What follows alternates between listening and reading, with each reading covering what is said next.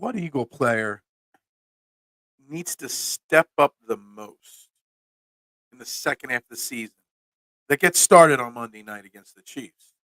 Which guy, hasn't exceeded enough expectations or hasn't met the expectations? Who do we need? That's the question of the day. Who needs to step up? We're going to talk about that today. We're going to talk Sixers, Celtics. Sixers dropped two in a row. We're going to talk Kelly Oubre and his Ring doorbell camera. We got lots on the agenda today. Trending in the AM with your thoughts and opinions coming in hot in 30 seconds.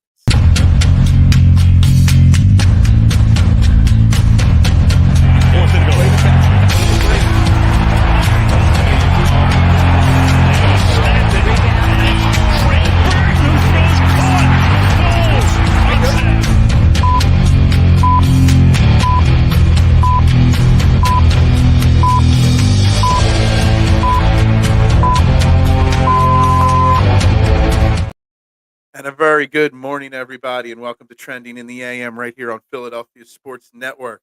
We're live, Facebook, YouTube. You know the drill. Hit those buttons, like, share, subscribe, follow, retweet, whatever it is, whatever you got, hit those buttons. Help support the show, help promote this show, help get this show in front of more eyes, and the more eyes, the better.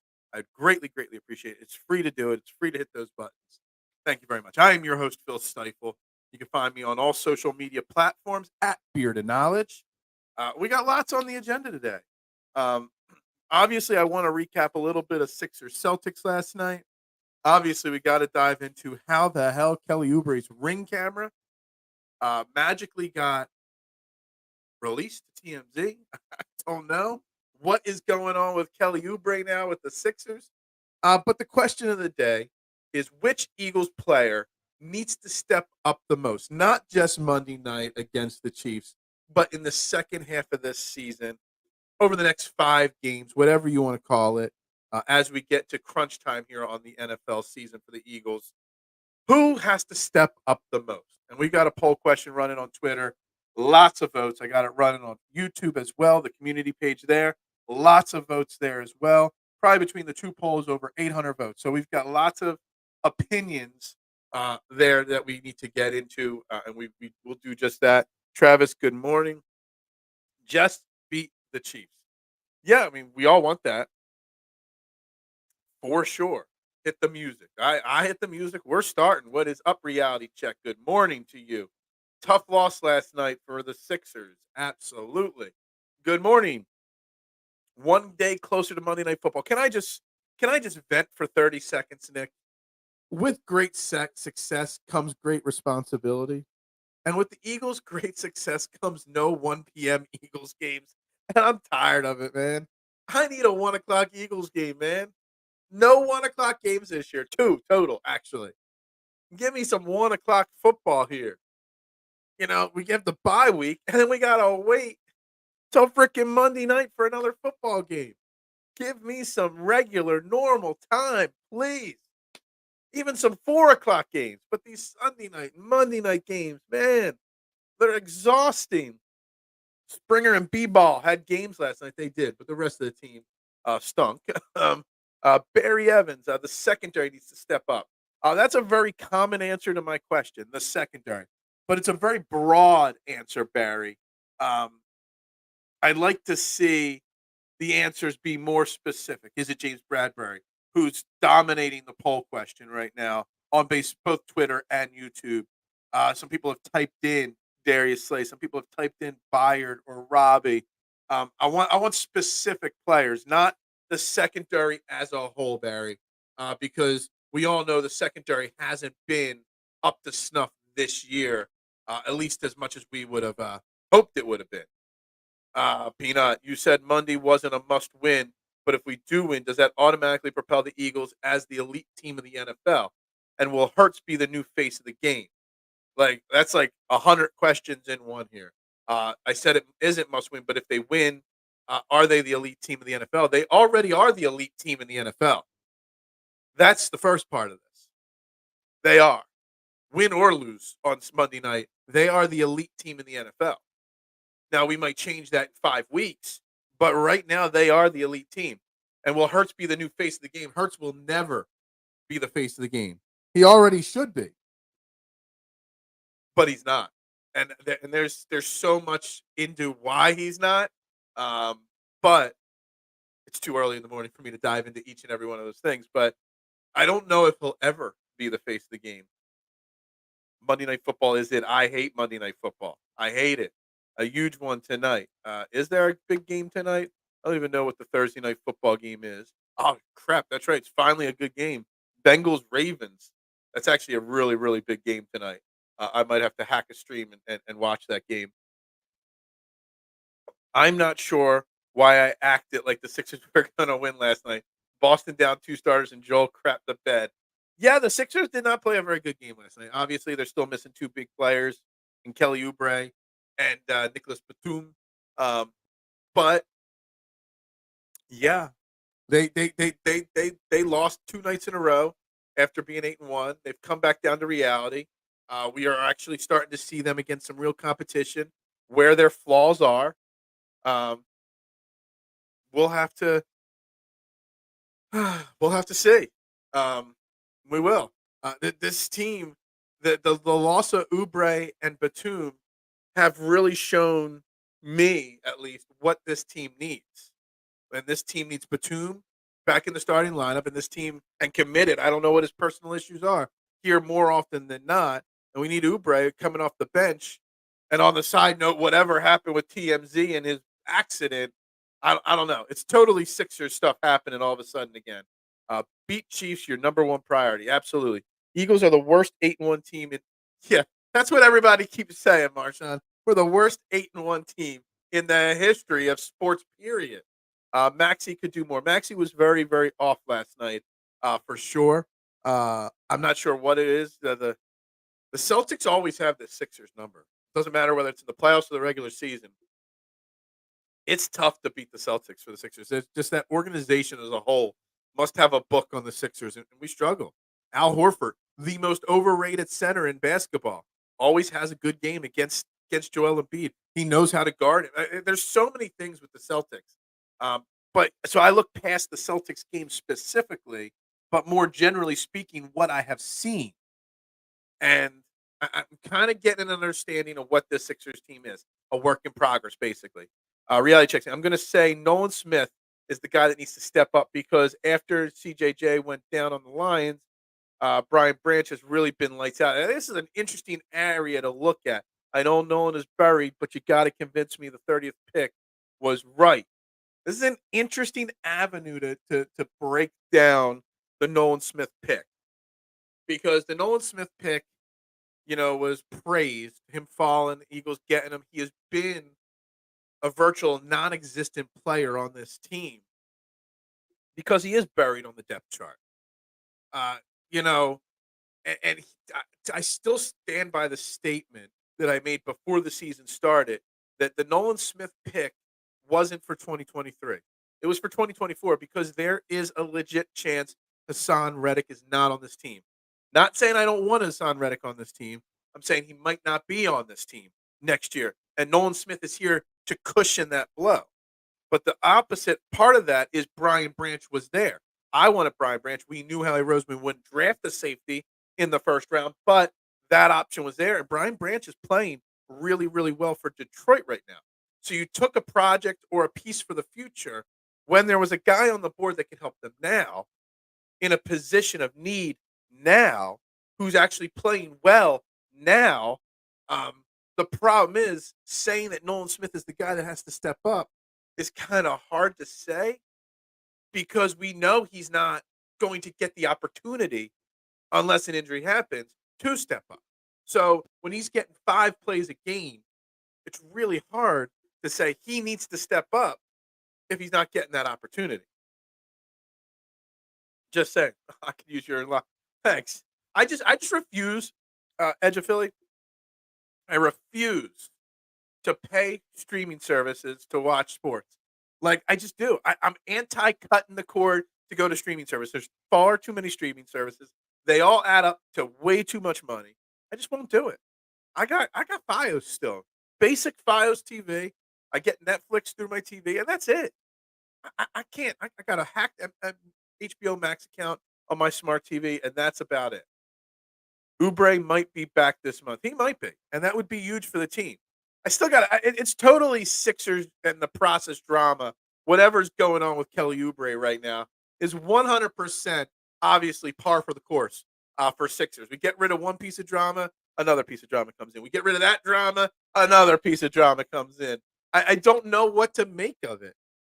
The whole TMZ leaking Ring doorbell footage of Oubre walking into his apartment, telling his girl or whoever was there, I got hit by a car holding his ribs while dragging his bike in behind him. And somehow that getting leaked. First and foremost, I don't even care what's going on in that video. I want to know who leaked that video to TMZ, why, and how the hell, what the hell is TMZ doing that's getting this footage? I'm beyond confused on why and how this Oubre situation is unfolding like it did. Maxey with another scoreless first quarter last night. Can't hit shit. He definitely struggled. It's not even, and I hope Nick Nurse tears into him for that. Yeah, Nick Nurse definitely holds his players accountable. It's one of his downfalls, supposedly, in Toronto, because players don't like to be held accountable.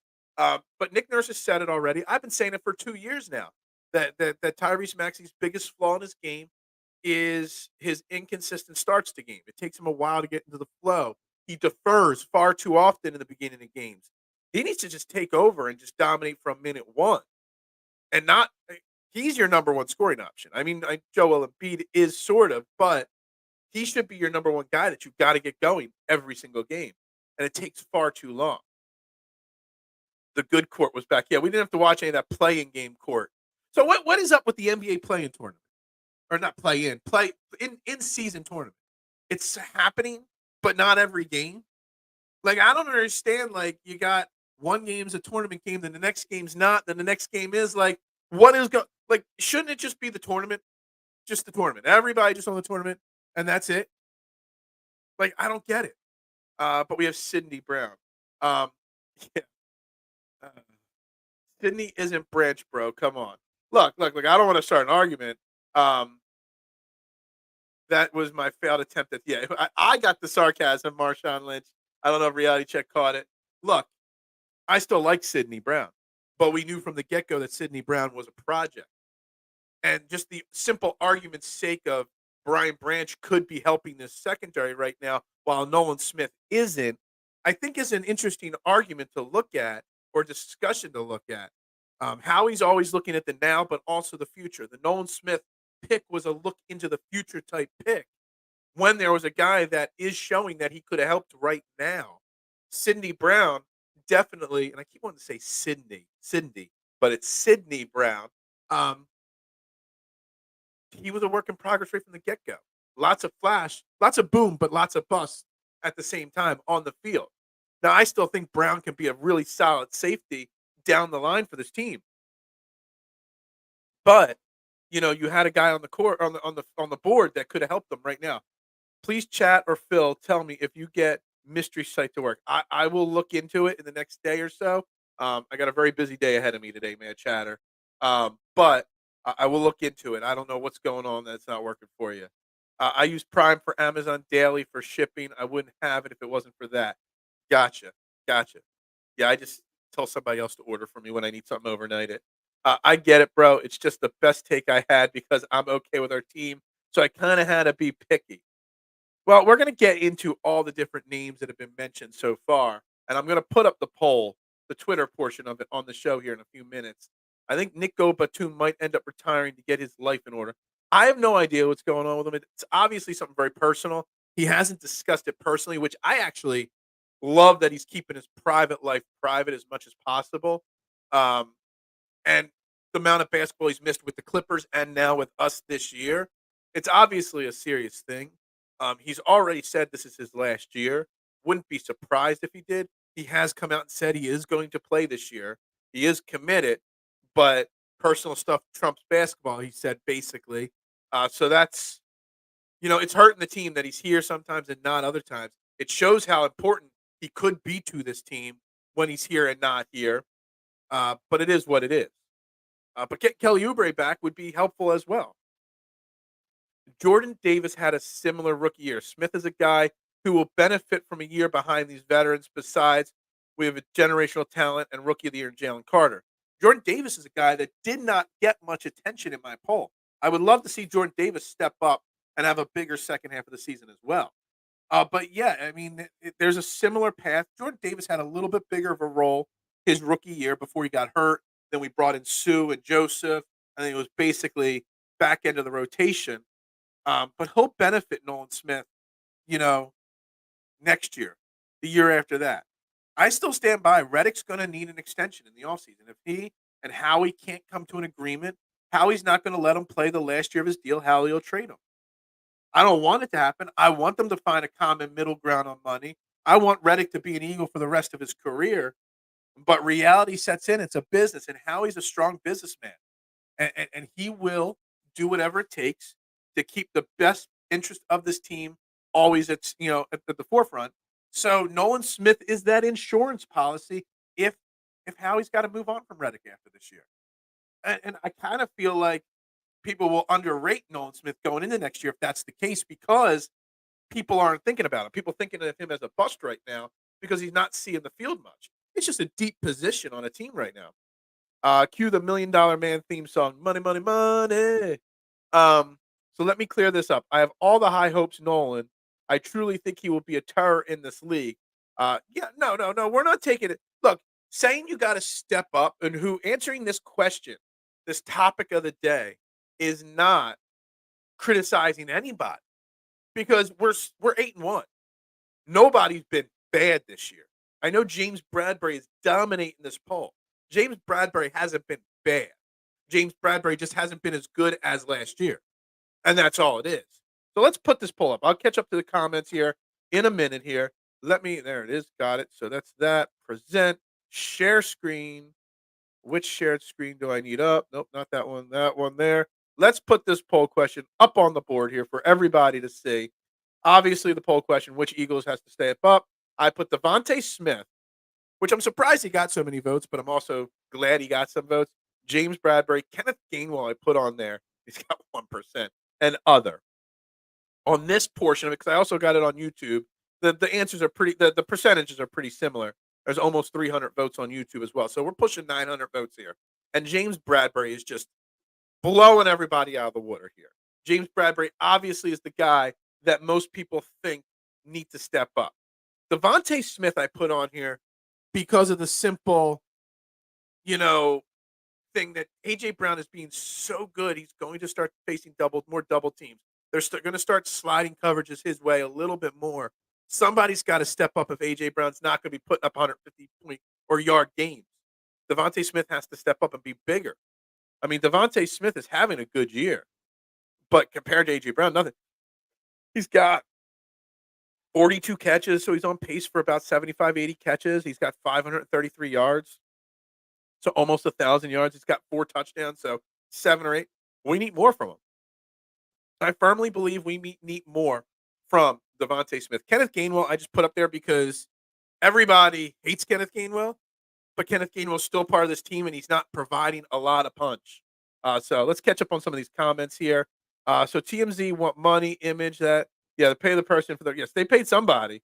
Nolan could get a tackle. He might someday. It sucks that Jokic doesn't have game like Joel has against better teams. For the record, I don't want him gone, but my guy always played scared. Yeah, I don't know what it is about Al Horford. He just struggles against Al Horford, Joel Embiid. We had Harden last year, and he was a part-time player too. That is a fair point. That is a very fair point. Too late, NFL Real Chat. That chat is already offended. Yeah, nobody's offended. Nobody's offended. All jokes aside, I did want the Eagles to draft Brian Branch. So did I. But I knew how he wasn't going to do it. Exactly. Exactly. Hell, I wanted Nakobe Dean in the first round last year. I knew it wasn't going to happen, and I'm glad it didn't happen. How Twitter reaction to my power rankings this week got a lot of mixed takes this week. We'll call it mixed takes as the answer. Yeah, I think Kenny G doesn't belong on this list, but K1, you love your Kenny G. He's not really performing to the level that we're told he's supposed to be. That he's the There's talk that he was the top guy in the running back room, or at least on par with DeAndre Swift. He doesn't play perform that way. Gainwell needs to step out, not up. You're going to really piss K1 off with that one. We're all going to piss K1 off with that one. Do you think if we didn't have AJ, that Smitty would be on the level of CeeDee Lamb? I mean, it's a hard question to answer, Marshawn. If we didn't have AJ, would Smitty be there? Smitty would get more targets, obviously. He would have the opportunities to have the numbers. I still think Devontae Smith is a top 10, 11 wide receiver in football. I really, truly do. Um, so he would be borderline CeeDee Lamb. The question would be if we didn't have AJ, who would be the other guy opposite of him so that Smitty could cook? Would it be a viable option, or would Quez Watkins be the other guy on the outside? That is the question. Like, I can't fully answer that unless I know who's replacing AJ Brown. Is it Jason Avant or Freddie Mitchell, or is it a solid guy? I don't know. N'Kobe Dean had been middle earth all year. N'Kobe Dean has not been good, but he can't even step up in the second half because he ain't going to be playing in the second half. So that's why he's not getting much love. And we're going to page down. There's a lot of answers that were typed in. Not even a half hour, and K1 already Kenny Jean. Is that a phrase? Peanut Kenny Jean a conversation?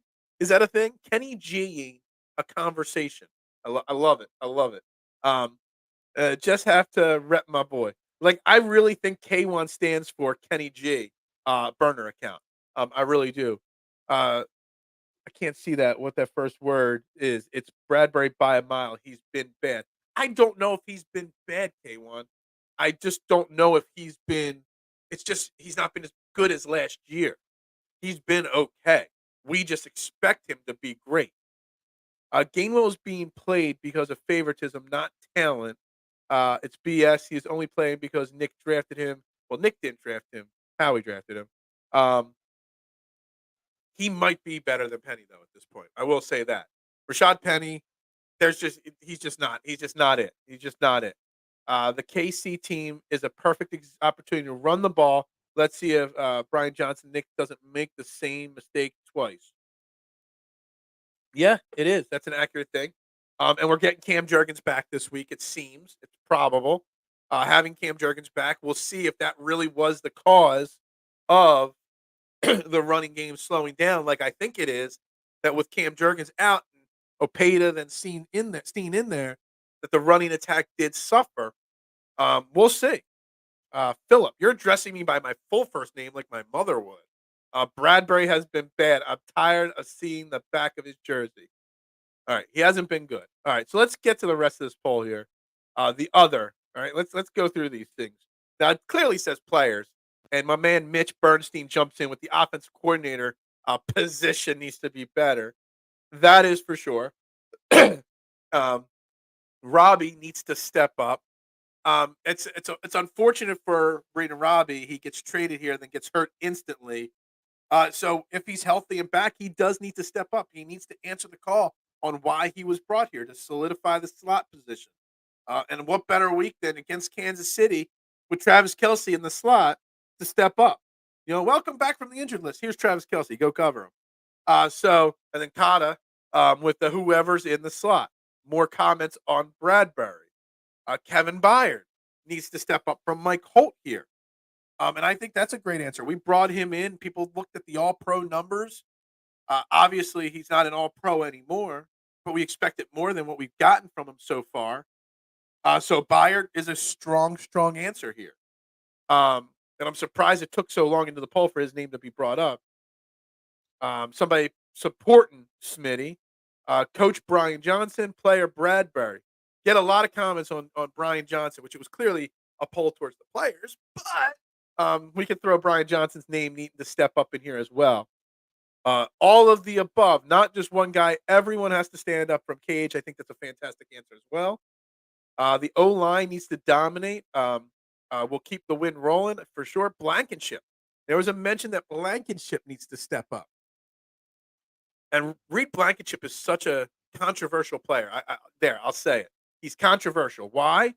Because people think Reed Blankenship is the man.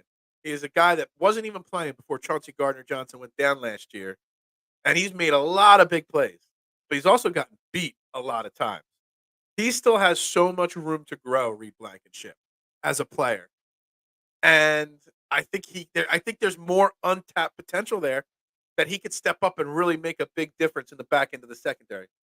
Party Dog saying DeAndre Swift needs to step up. I was looking at some stats this morning, and DeAndre Swift, for as much as we say he's not involved in the passing game, he's got 30 catches, only 8 less than Dallas Goedert, but he's only got 166 yards.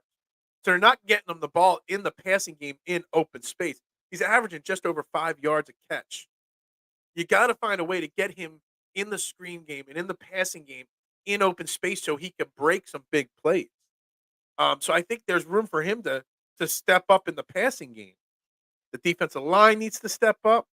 All need to step up a team game. So that's pretty much all the comments there on this poll, at least the ones that that are safe enough to put up on the screen.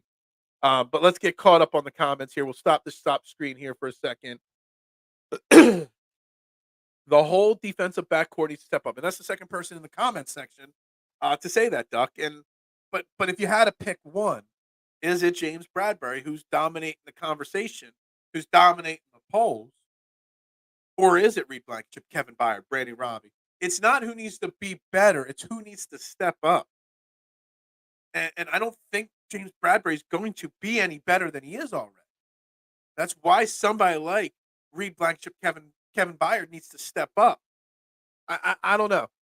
I get where everybody's feeling with James Bradbury this year and so far, but I don't know if it's necessarily his fault. I just think he's maybe it's not as good. Cam Jurgens is king. You know it, K1. I've been talking about Cam Jurgens since the second he went down. And I think we even did a show the week before he went down discussing. I know we spent a show discussing Landon Dickerson, and I think we spent a show discussing Cam Jurgens, how they're the unheralded. How do you say that word? The unpraised guys on the off. Everyone talks Layden Johnson. Everyone talks Jason Kelsey. Everyone talks Jordan Mailata. No one talks Landon Dickerson, and no one was talking Cam Jurgens early in the year. I think it's massive that he comes back. He comes back healthy, and I think it'll have a big part in helping the defense or the offense, the running game on the offense. Johnson Sirianni need to not step away from the run so quickly. Yeah, they got to make a commitment to it for sure. We definitely need to say it. It's a big stretch for Brian Johnson. It's a big stretch for him to really. This is about the part of the season in 2021 when Shane Steichen went from being a rookie coordinator into being a confident rookie coordinator.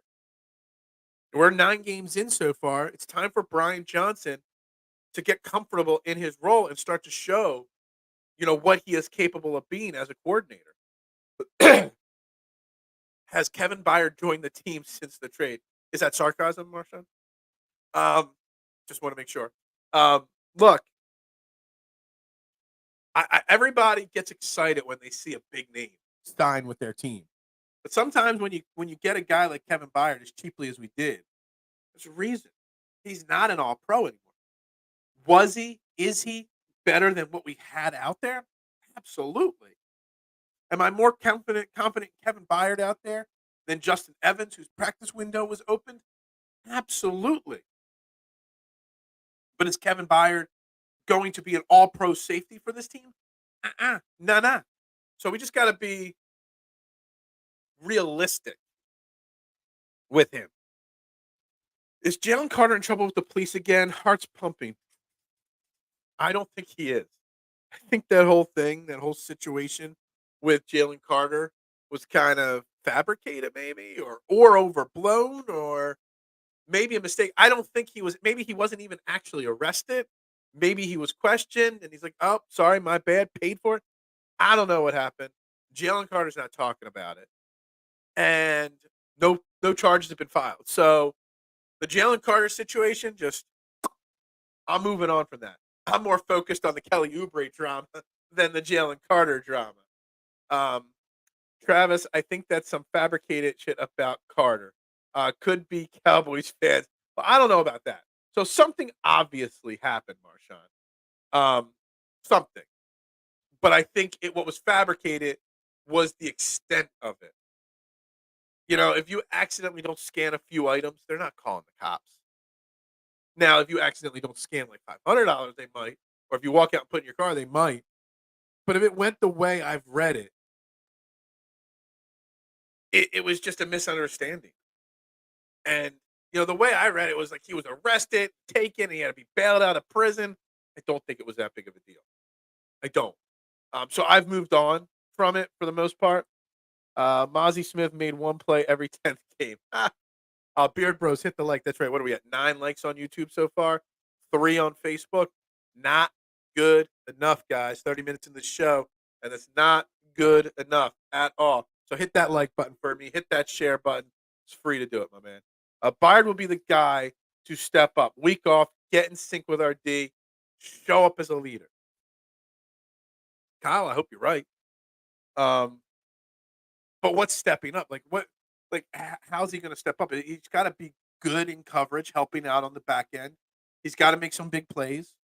He's got to make a pick. He's got to do something to change the course of the game. Otherwise, people are going to hate on him, Kyle, just simply because he's a big name.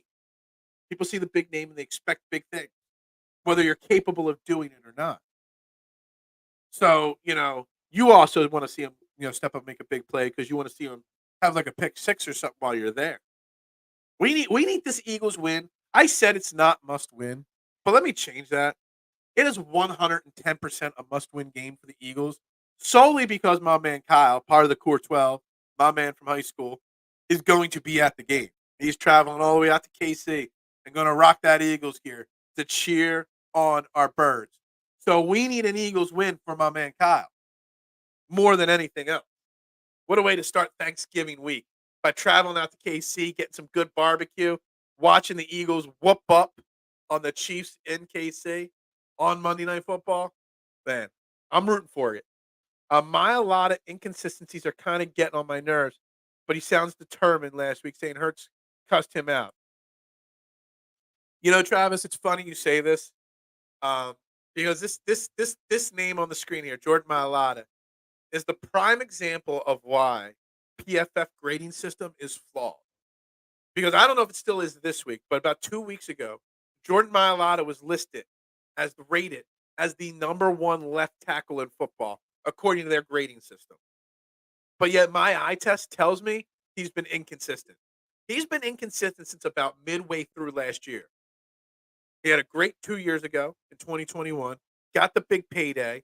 Not saying he let off the work ethic, just saying he got to a certain height and then he didn't continue to get better. I still think there's untapped potential in Jordan Mailata. There is greatest of all time potential there. But he's kind of peaked at a certain level and you're seeing some inconsistency. You're still now, seeing the fact that he's new at playing football. And you would think at this point it would start to click a little bit more. But yet the PFF grades are saying he's the best in the game. And I don't know. I think he's the perfect example, the poster child that says PFF's a little iffy. CeeDee Lamb is a big wide receiver that plays mostly in the slot. Most slot cornerbacks aren't very good. Devontae is a small speed wide receiver who plays outside exclusively. Can't compare him to CD.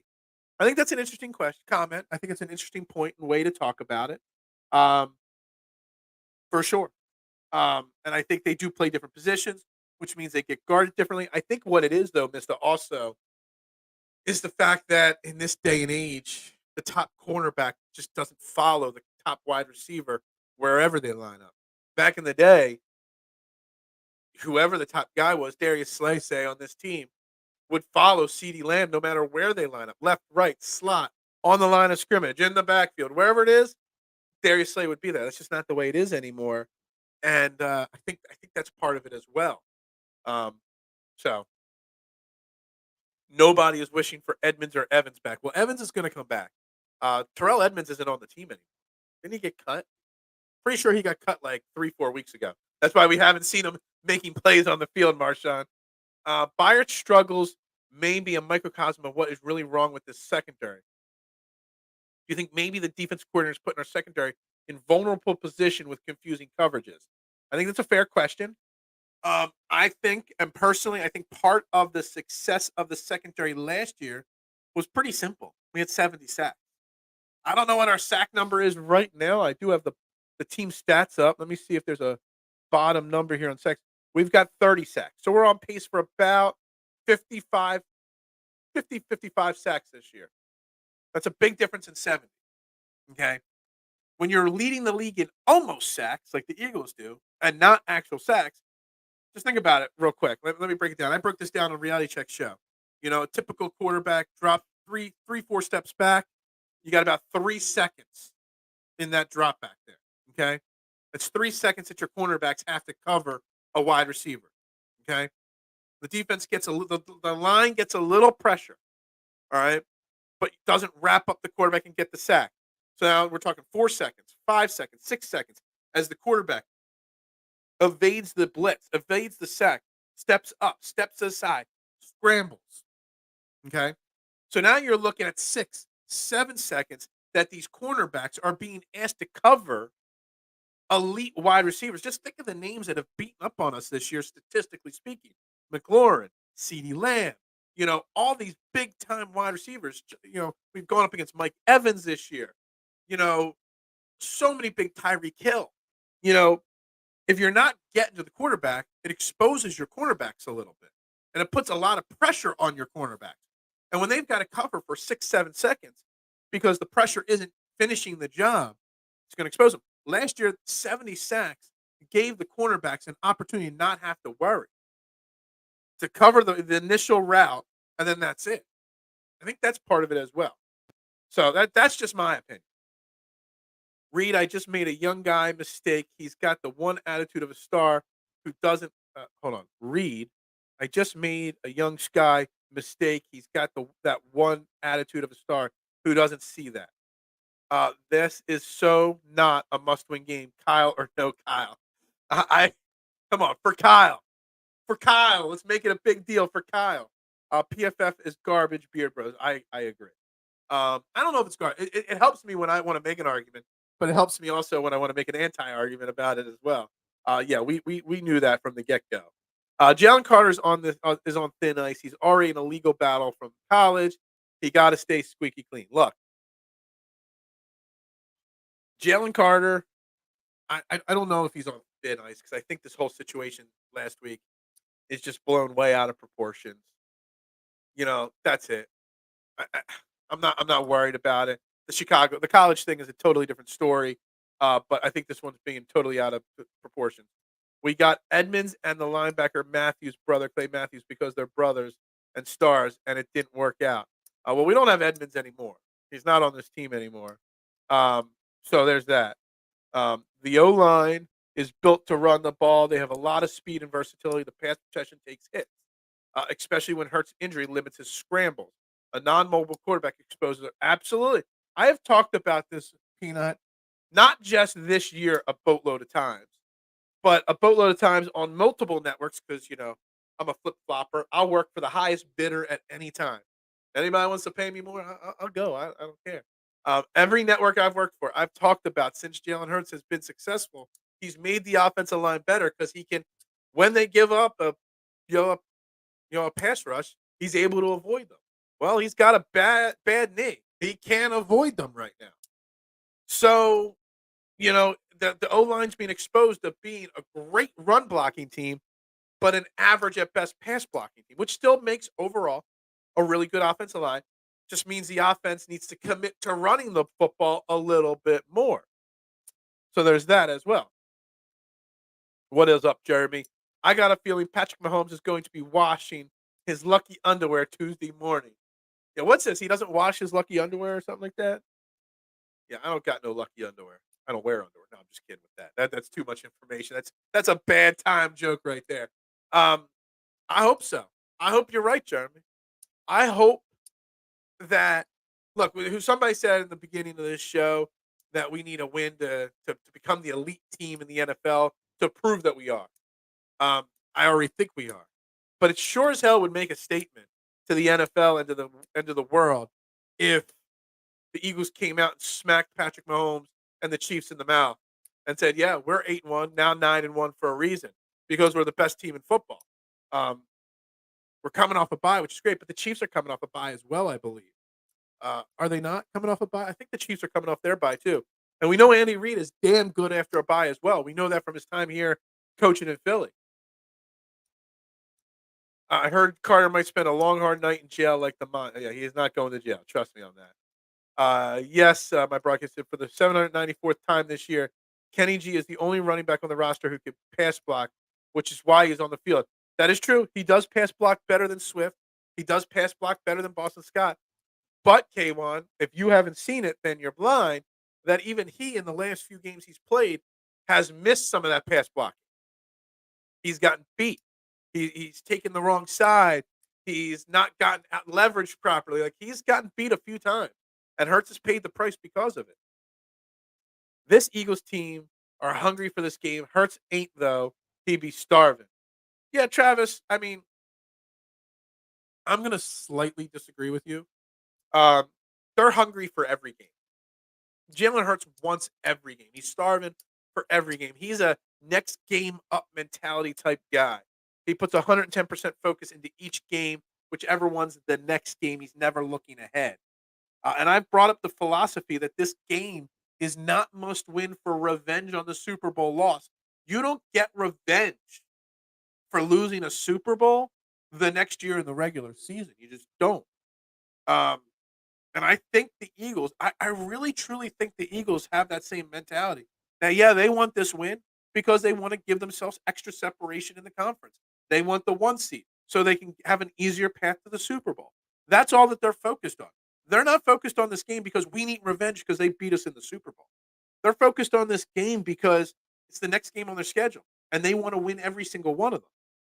I really truly believe that that's how I feel, but also I believe that's how the Eagles, or at least some of the Eagles, the important Eagles, that they feel. None of my underwear is lucky. I damn near hit my britches on a daily basis. Look, as long as you don't do it live on the air like Liam did, that one time, that's it. I'm 28 and 24-year-old Hurts sounds like my father. It's pretty crazy that Jalen Hurts does sound like an old soul. What's the commercial when homeowners start to sound like their parents? Like Jalen Hurts sounds like he's 65 years old. He acts like the mature grandpa. That's the wise grandpa at Christmas dinner, sitting in his rocking chair, smoking his pipe. Back in my day, Sonny, this is what it was like.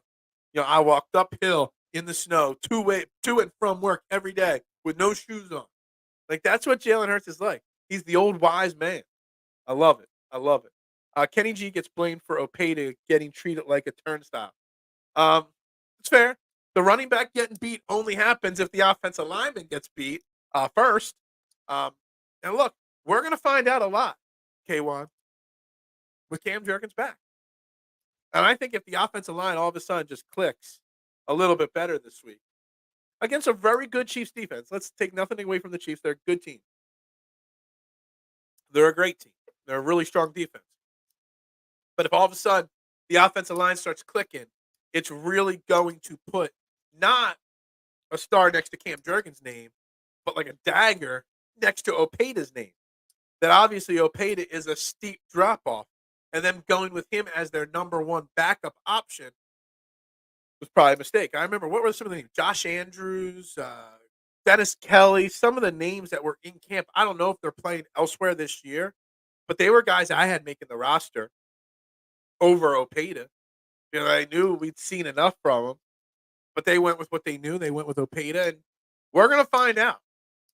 It's if the offensive line clicks this week, well, next week technically, um, it's just as much on Opeda as it is on Cam Jurgens on why it clicks, and I think that's something that people really, really gotta to lean into and think about a little bit there. This is a Super Bowl preview. Look, it's a Super Bowl preview, but it's not a Super Bowl rematch. That's all I'm saying. That's all I'm saying. Opeta is not a good right tackle in either the run or the pass. Opeta is not a good football player. There's a reason why his nickname is Sewer Opeta. He's just not good. And we've seen that. We've seen a lot of it. We've seen enough of it. We saw so much of it. They went with Tyler Steen, a rookie last year or last week in his place because we've seen it. They've seen enough. I bet if we Scooby Dooed K1, he would be anything. Ah, I saw Peanut Room. I have to remember to send you some. I saw the funniest Scooby Doo reel. I can't replay it on the air. I can't repeat the words on the air. Um, it was basically a fight between Daphne and Wilma over a certain. No, anyway, I'll send it to you on Facebook, Peanut, because it was really funny. Steen was a good run blocker, but pass was about as good as Opeda. Yeah, I mean, but Steen's a rookie. Steen's barely played this year, if at all. He had 6 snaps before he started the game. So I'm willing to give Tyler Steen the benefit of the doubt duck over Opeda, who's been in the league for a few years now. Tyler Steen is playing a position he didn't play in college, that he hadn't started ever, and that he had 6 snaps of regular season football at. That's all I'm going to say about that. Was he great? No. Was he better than Opeda? A little bit. That's all there is to that. Tonight, number 2 and 3 AFC teams play. Well, 2 or 3 of the teams that I thought would be there at the end play.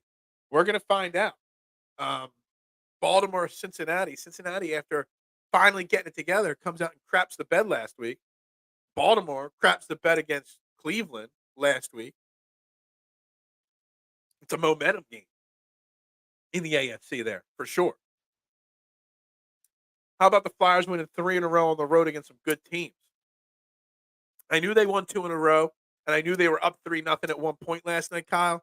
But I did not know they finished off the game and won it because I watched the Sixers game last night. Then after the Sixers game, I got a busy ass day at the shop today. I got 3 catering orders. I hope the wife's already left to get in there because we got a lot of food to make today. A lot of food today to make. So I had to call it an early night so I could be up, not waste too much energy this morning, and get right to work and start cranking it out. What will Nick do with Goddard's touches? Travis, I think it's one of the most interesting questions we can ask about this Chiefs game because I don't think there's an answer. What's so funny, and I've brought this up before, the Eagles were 5-0 last year in the games at Dallas. How is a guy that's borderline all pro at his position, one of the 5 or 6 most talented guys at his position in the league, get hurt and leave his team, but then the team goes 5-0 in their absence? So that's part one of the question. What do they do with it? I think the routes that he runs can slightly be filled by Julio Jones. He's a big bodied guy. He can run those same routes. He's got good hands still. He's got good size still. He can still beat a safety or a linebacker if necessary. So I think that's part of it. I think part of it, maybe you see more DeAndre Swift lining up in the slot. Because let's see, Dallas Goedert lines up in the line, but he also lines up in the slot a lot too. He lines up off the line a lot. Um, Alberto will get some playing time. Whether he'll be effective or not, I don't know. But Jack Stahl will be the starter, just like last year. The problem is Jack Stahl can't run routes just like Dallas Goedert can.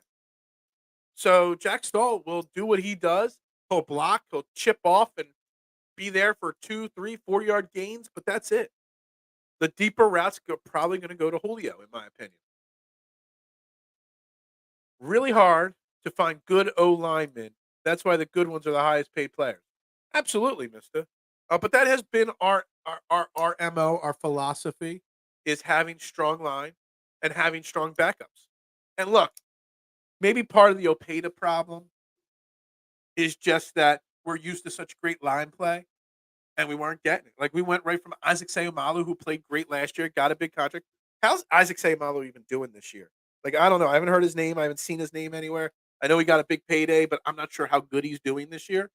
Um, you went from Isaac Sayamalu to Cam Jurgens, didn't miss a beat, and then Jurgens goes down. People often forget how bad the offensive line of the Eagles was in 2020 when we had like 37 different starting configurations over 17 games. So all set and done, it comes down to our defense to hold us on top with these monster rivals. Who else got faith in the defense? I mean, faith in the defense.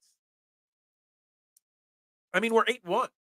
I guess we've got to have faith in the defense, right, Travis? Like, I really truly believe that your record speaks the most volumes about what your team is, and our record says we're the best team. So I've got faith. I want to see more success in the second and third quarters, but in the fourth quarter when the crunch time is up. They come up big. Blankenship struggled multiple times in the last game against Cowboys, but then made the big plays when it mattered most, and that's all that really truly matters. I got a busy day too. Yeah, I'll enjoy that. While you're doing that, I'll be making a lot of food. That sounds like a blast. Good luck with that. I know exactly, K1. Man, let's just leave. I don't even know if I want to do the rest of the show. I'm just gonna be feeling for Kyle here the rest of the day. Great. At least you've got a reward for your comment. You got a flight to Kansas City coming up soon. So, if you want to go to Kansas City, give me your Kansas City tickets and your plane tickets, and I'll take the colonoscopy for you, and you can go make the pizzas today for me. We'll just trade places. No, I'm just kidding with you, man. I hope it goes well. So the Chiefs game is must win after all. For Kyle, it is because he's got a colonoscopy and he's got to fly out to Kansas City. Man, don't put that personal info in the comment section like that because you're just gonna get called out nonstop, Kyle. Phil and Liam overhyped Devontae Smith. No, he didn't. Devontae Smith is great. What is up, Eric? The chat can start because Eric is here. Stepping by to say good morning. Salute. From Turks and you're in Turks and Caicos. Me and Mrs. are celebrating our birthdays. Well, happy birthday to both of you guys. Enjoy Turks and Caicos. Mad ups for you jumping up in the conversation this morning. Enjoy it. Enjoy it. Hopefully the weather's great. Guessing you're at one of those resorts down there. Enjoy it, my man. You got to soak up those moments when you can, my man. That's right. Happy birthday to him, to Eric and Mrs. Eric. If you're not hearing an O-line man's name, usually means they are doing good and just not great. Yeah, I love not hearing offensive linemen, but we heard too much about Sua Payton. That's why we got problems. We shouldn't know about some of these. We don't know. So if we're not hearing about Isaac Sayamalu, especially a guard, his name, maybe he's doing well, in his future endeavors. But obviously, there's something to that. That's right. Smash that like button. If Eric can get up in Turks and Caicos on vacation to hit the like button and drop a comment and say hello, everybody else watching this show can hit the like button and hit the share button from wherever they are right now. For sure. Kyle. At least you will be asleep through it. Hopefully he will. Kyle, take him one for the team, literally and figuratively. I don't want to know what they do up there, Kyle. Oh, what is up, Billy? How you doing, my man? Go Birds. Um, man, happiest 60th birthday, Eric. I don't know if that's sarcasm or not because Eric might be 60. No, I'm just kidding. He's only a little older than me. Happy birthday. Everybody loves Eric, man. Everybody jumps out. Happy birthday, Eric. It's not my birthday. I still got 28 days, I believe it is. I think I'm 4 weeks away from my birthday. Yeah, today's Thursday, so it's 4 weeks from today because my birthday falls on a Thursday this year. So yeah, all right, just mark that down. December 14th, guys. Don't miss my birthday. That's gotta hurt. That's, ah, ah. Oh man, Kyle, you really lightened up the chat. We didn't have any weird, wild, wacky conversations going that distract us in the conversation today. From the topic at hand with the Eagles and the Sixers. Kyle saved the day and brought in the off the wall topic of the day for sure. Well, Phil, great stream, bro. Thank you very much, my man. Reality Check. Thanks for having me on your show last night. Greatly appreciate it. Duck, I tried to share it, and then I think YouTube doesn't allow links being shared in the comments, so it kind of deleted it. So I don't know what happened with that. Phil 43. I'll be 43 on December 14th, my man, for sure. I'm an old fart, my man. All right, we're gonna do an early hard reset here at 8:55 in the morning instead of 9. So I might wrap this show up 5 minutes early today or so with all going on at the pizza shop. So you are watching Trending in the AM right here on Philadelphia Sports Network. I am your host, Phil Stiefel. Make sure you hit that like button, the subscribe button, that follow button, wherever you're watching. Greatly helps the algorithm, greatly helps the stream, greatly helps us grow this channel, this show, and all the hard work that I put into this on a daily basis. So like, share, subscribe. Trending in the AM on Philadelphia Sports Network. I am Phil Stiefel. You can follow me on all social media platforms at Beard of Knowledge. Dude, it's not premature. I am not premature in anything. I can't put it won't let me put links in the chat, and I can't find the I'm not gonna go find the link mid-show either. Anyway, we're talking Eagles today. We're talking which Eagles player needs to step up the most in the second half. We are talking Sixers Celtics. Well, we dabbled in Sixers Celtics. It really didn't dominate the conversation. We did talk a little, and we are still on the table with what happened with Kelly Oubre. Why? Who? How did Kelly Oubre's doorbell ring camera footage get leaked to TMZ? How in the blue hell did that happen? We're talking all of it. And we're right back to the comments. Well, we're caught up on the comments. So we need more comments, is what I'm saying. These hard resets, yeah, we already saw that. That's premature. No premature comments. All right. No premature. All right. We're good in that department. It doesn't happen to everyone. It doesn't happen to me. What's a more awkward conversation? Kyle's colonoscopy or my premature hard reset? All right. I do not say Wooder. Weird. Wooter. That's how you say it. In Philadelphia, at least. That's why the Philadelphia Wooder Dogs missed a big mistake by spelling it Wooter, Water, instead of Wooder. That's what they should have spelled their team name, the Wooder Dogs. They should have. And speaking of the Wooder Dogs, young man Cole Thompson, back on the show for the first time in a while. You guys love Cole, young kid. Does great work in college, covering sports. He's going to jump in tomorrow morning, I believe, and do the show with us. We'll talk everything with him. He does want to talk some National Lacrosse League and the Philadelphia getting a team. I mean, it might take 2 minutes of our conversation, but we might talk it for a few moments tomorrow morning. But Cole will be joining the show tomorrow. It's been a minute since we've had him on, so we got to get Cole in here to chit chat. Brian Dabble or Dabbled? I don't even know how to answer that one. Jalen Carter needs his reps to step up, but he is the key. Travis, I think you bring up a very interesting name in the who needs to step up conversation. I really do. Because Jalen Carter, he's obviously still the favorite to win Defensive Rookie of the Year. He is. But he had a great start to the season, start to the career of his. And then he's tailed off a little bit. Now, how much of his tailing off has been about him injured because he's been banged up a few games now, and how much of it is him hitting a rookie wall? And we see that a lot happen. Rookie walls happen all the time. Defensive tackles normally don't come out and have major success their rookie year. More the defensive ends, the edge rushers do, if you're going to have success as a rookie. And I wonder if he's hit a wall. I really do. And if he hasn't hit a wall, he does need to step up. We all talk about this bye was great for getting the health of Jalen Hurts back in check. But I kind of feel like this bye is very important for the health of Jalen Carter getting healthy so that, he can continue and get back to dominating the way he was early in the season.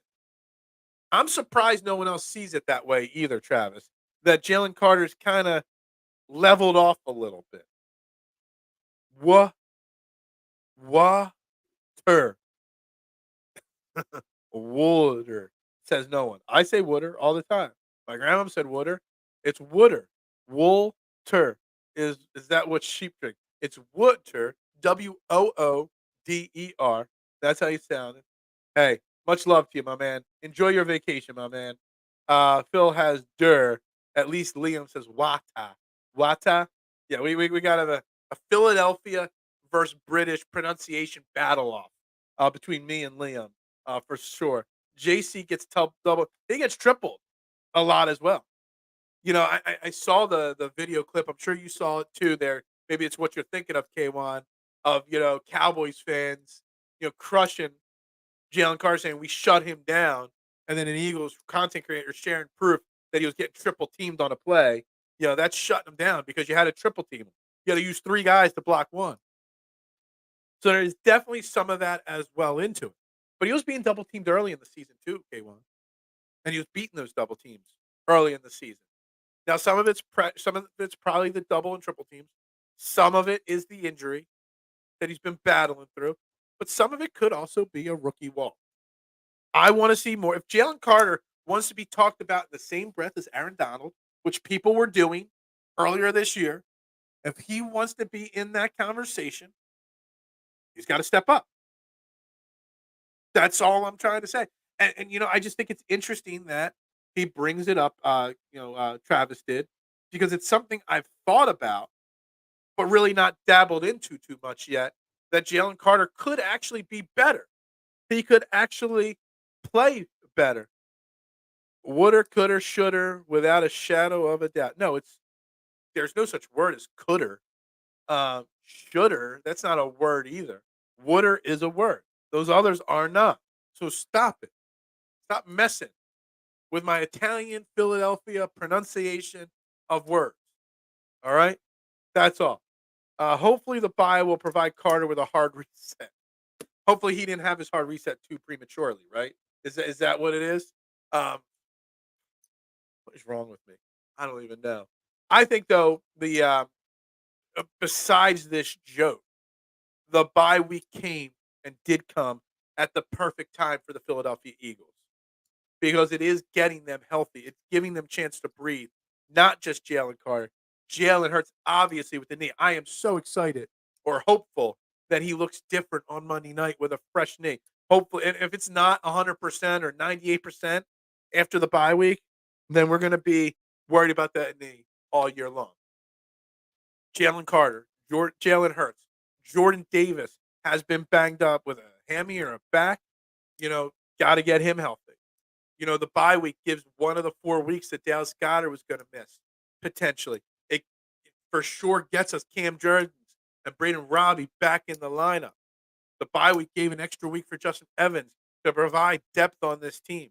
The bye week for this Eagles team came at the absolute perfect time. And I think that hopefully is going to massively help this team coming out of the bye.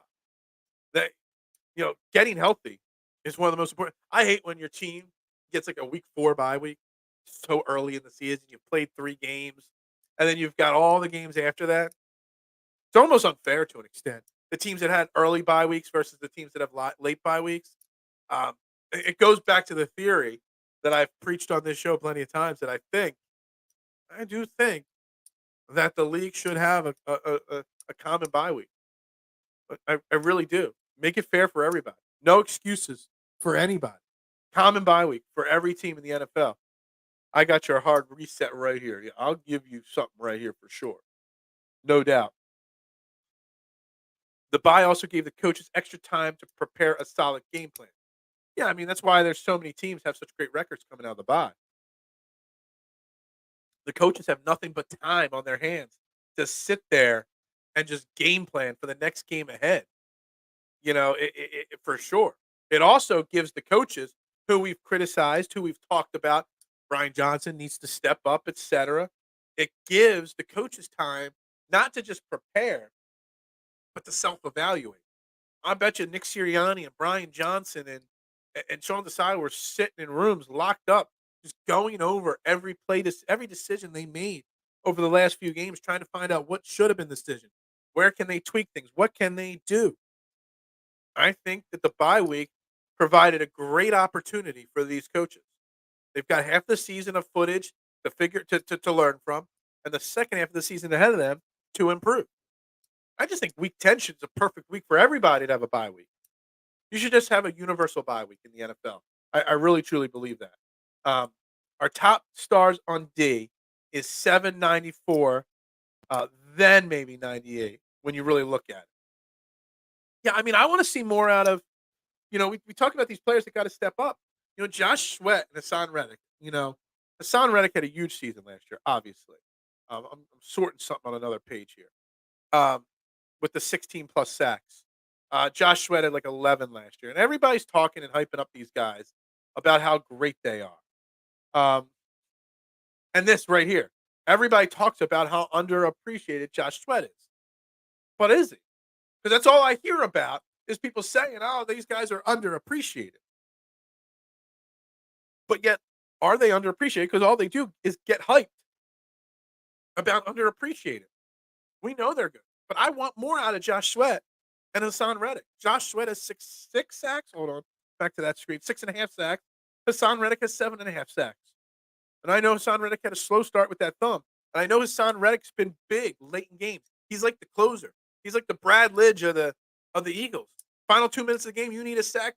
Hassan Reddick's going to get it. But from minute 1 through minute 45, 50, 60 of the game, 58 of the game, where are these guys? They're getting pressure, but they're not getting home. These guys need to wrap up more.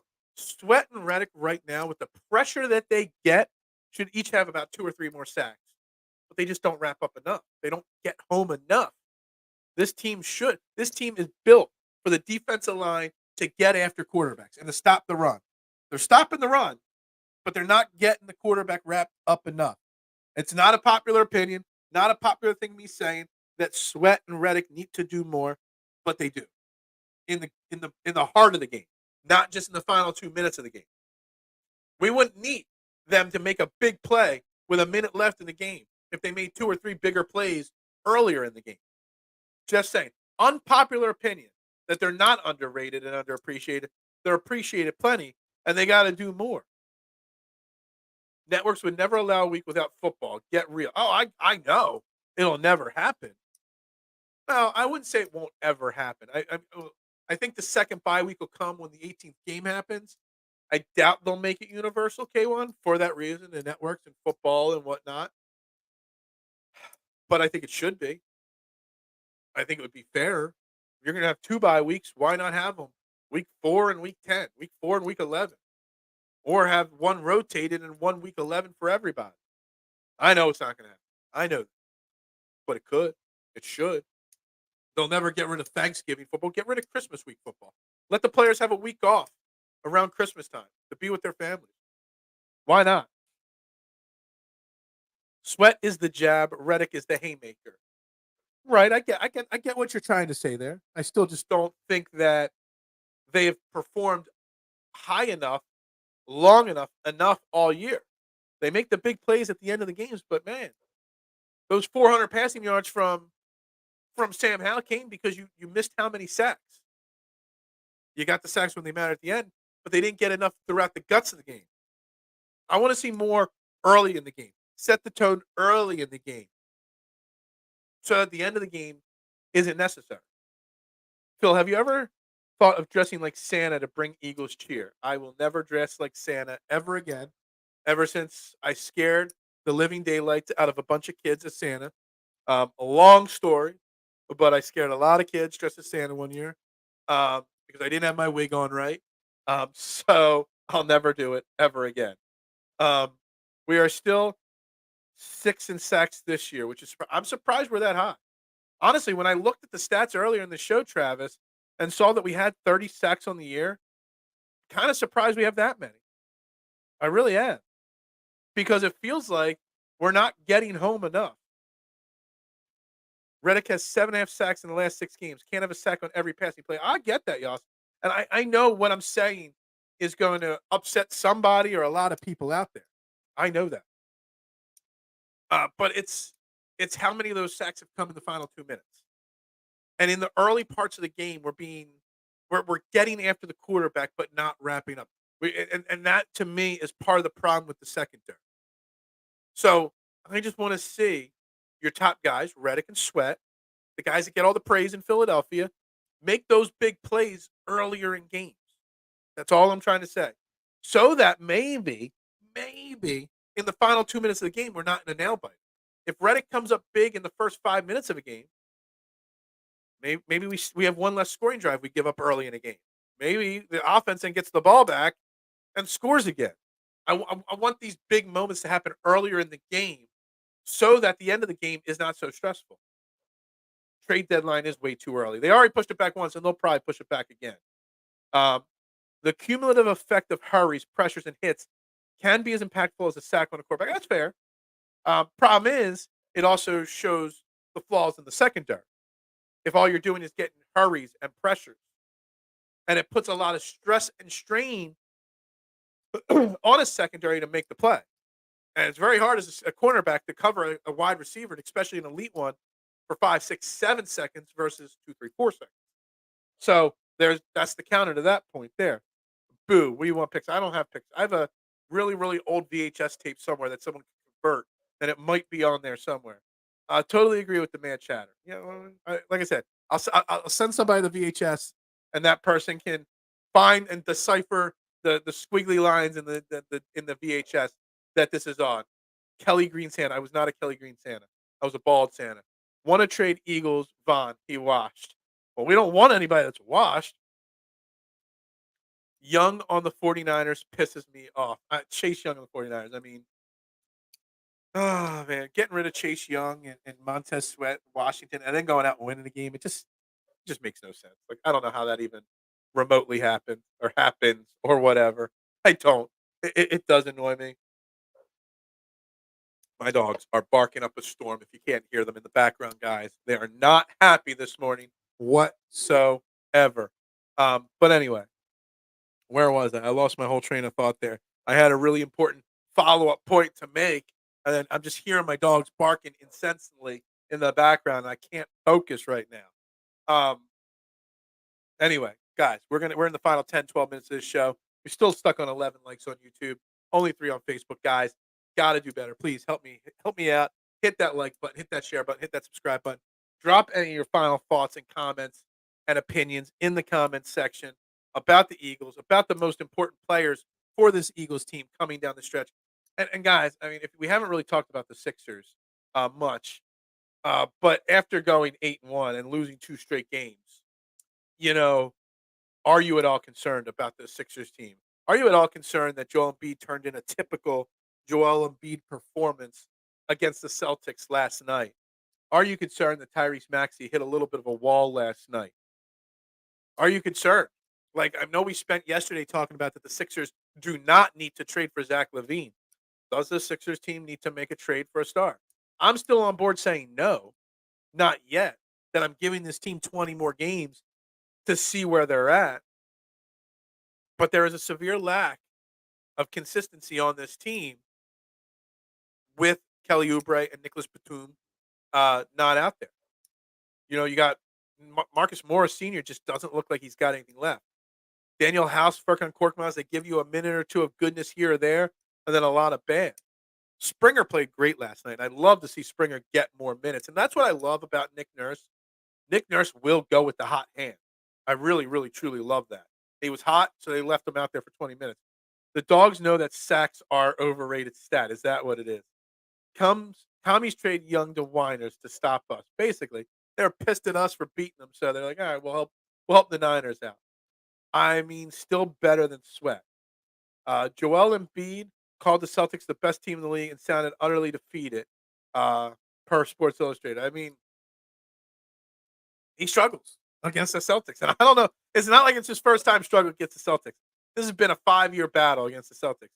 Your dog's pissed about it. Can you guys hear my dogs barking when they bark in the background? I'm curious if my mic's picking it up or not. I mean, they're in another room. I've got a door closed, but I can hear them through the headset.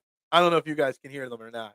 How many in the Core 12 would buy a Trending in the AM t-shirt to help Phil support this out of control drug habit? I have a drug habit?